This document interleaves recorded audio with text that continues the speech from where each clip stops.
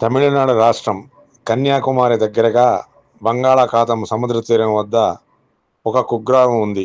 అక్కడి నుంచి ఓ యువకుడు స్వామివారి దర్శనార్థం తిరుమల బయలుదేరాడు. 7 పదుల వయస్సు నిండిన తండ్రి కూడా తిరుమల వస్తానన్నాడు.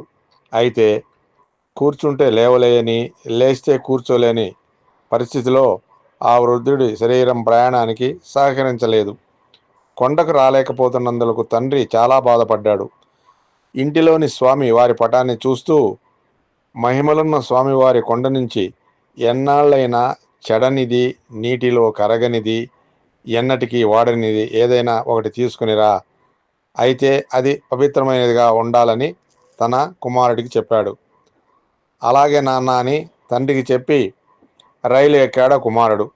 ఆ రోజు గురువారం కావడంతో అతి నిరాడంబర స్వరూపంతో నొసటన చాలా సన్నని నామం మాత్రమే కలిగి ఉన్నారు స్వామివారు.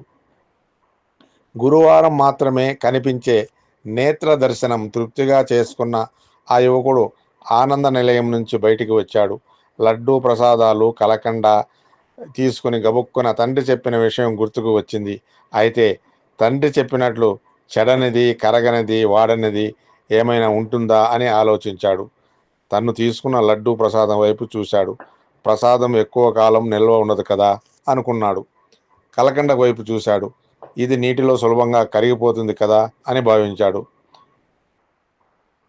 కొన్నేళ్లకైనా ఈ తులసి మొక్క వాడిపోతుంది కదా అని తలచాడు. మరి తండ్రి చెప్పినట్లు వేరే ఏదైనా ఇక్కడ దొరుకుతుందా అని మాడవీధుల్లో వెతికాడు. అలాంటి వస్తువు ఏది అతడికి కనిపించలేదు.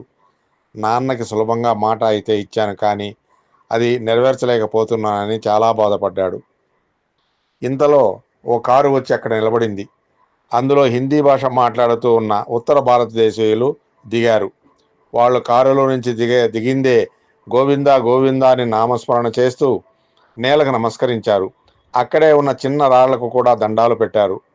అప్పుడు అతడి మనసులో మెరుపులాంటి ఆలోచన వచ్చింది. తిరుమల కొండలోని చెట్టు, పుట్ట, రాయి, రప్ప అన్నీ పవిత్రమైనవే కదా. ఈ నేలంతా స్వామివారి పాదస్పర్శతో పునీతమైనదే. కాబట్టి ఇక్కడి రాయిని తీసుకెళ్ళి నాన్నకి ఇస్తాను.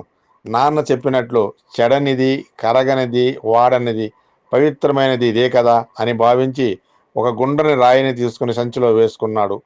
గోవింద నామస్మరణ చేస్తూ ఊరికి ప్రయాణం కట్టాడు.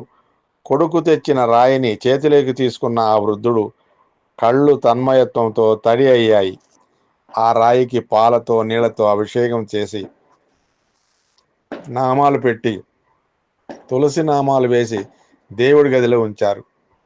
స్వామే మన ఇంటికి నడిచి వచ్చాడు అనుకుంటూ భక్తి శ్రద్ధలతో పూజ చేసి కొండ నుంచి తెచ్చిన లడ్డు ఊరంతా పంచిపెట్టాడు.